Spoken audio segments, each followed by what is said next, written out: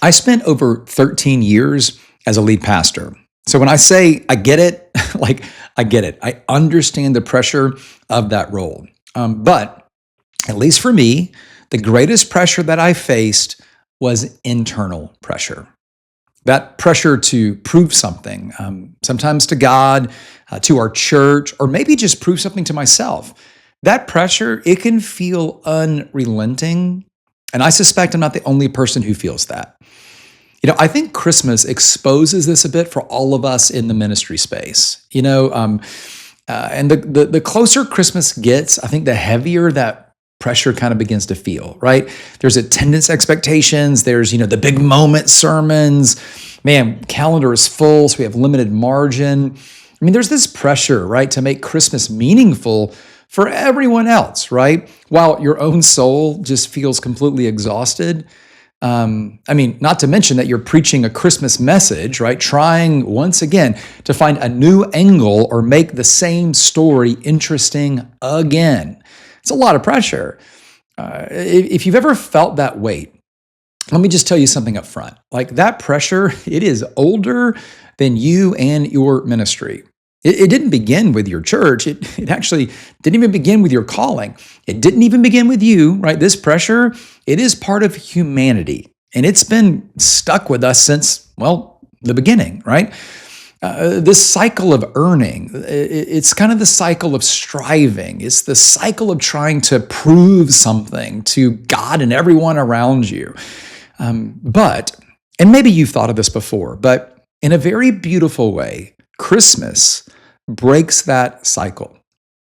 Today, I want to walk you through how this entire story, right, from a blind man in John 9 to this messy genealogy in Matthew, and even Paul's word in Galatians 4, it all really does point to one truth, that Jesus didn't come to save you, right? He came also to end the pressure to prove yourself. I usually offer, and if you follow any of this stuff with me, it's always very practical ministry, leadership thoughts, but I'm not going to do that today. Today, I'd love just for you to maybe settle in and relax for 10 minutes and just think about this idea. In John chapter 9, we read about the disciples, right? And once more, another awkward moment with these guys in Scripture. This may be one of the most awkward. They see a blind man, right? And they immediately ask, in front of the guy, mind you, who sinned, the man or his parents? In other words, and they didn't say it this way, but there's kind of an emotion behind it. Whose fault is this?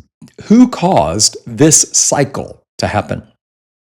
And maybe like you've never asked that exact question, but you have absolutely felt the implication of that. Like if something is wrong, it must be someone's fault.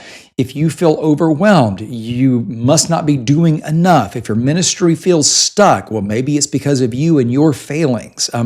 If you're exhausted, maybe it's you're just not spiritual enough. Like those thoughts are as old as time, right? They are familiar and they are inherited.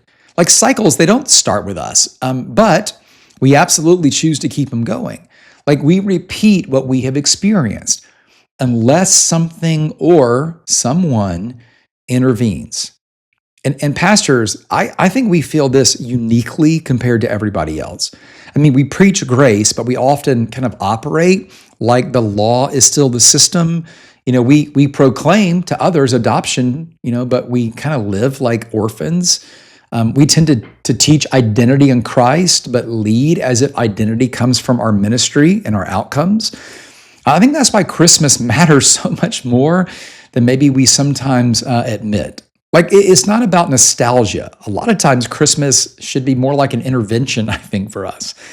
We can see some of this when we look at the genealogy that Matthew opens up his gospel with. I mean, you know this. Again, it is so messy. Like, not kinda. It is really messy. It's full of liars and adulterers and prostitute, a murderer, who, by the way, was also the man for God's own heart. I mean, the faithful and the unfaithful, right? They're all tangled together in this one complicated family tree. And to me, here's the stunning part, right? Not one generation along the way fixed it. Like there wasn't a single hero who broke the cycle. I mean, there were some heroes along the way, right? I mean, like Boaz. I mean, incredible people, lots of them.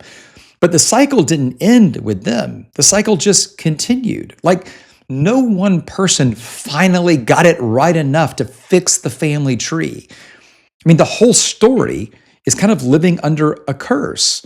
And it's the cycle, the curse of trying and failing and sacrificing and just repeating until God stepped in. And remember how Paul said it, when the set time had fully come, God sent his son. That was not poetic language, right? It was a rescue operation. I mean, Jesus did not come to tweak the old system, or he didn't even just come to prune a little on the old family tree. He came to replace it. Remember, he was born under the law so that he could break the law's power over you, over me.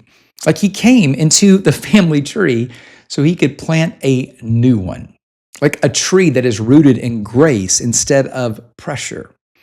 I mean, and by the way, that tree eventually grew into another one, the cross.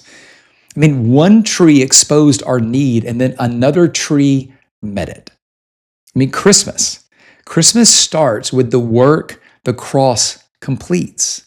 It's beautiful when you think about it. So let's make this like really personal for a minute, okay? Especially if you're a pastor heading into the busiest weeks of your year, okay? You may still be trying to earn what's already yours, and you need to quit that. Like, where do you feel the pressure to perform? Where is shame maybe driving effort for you?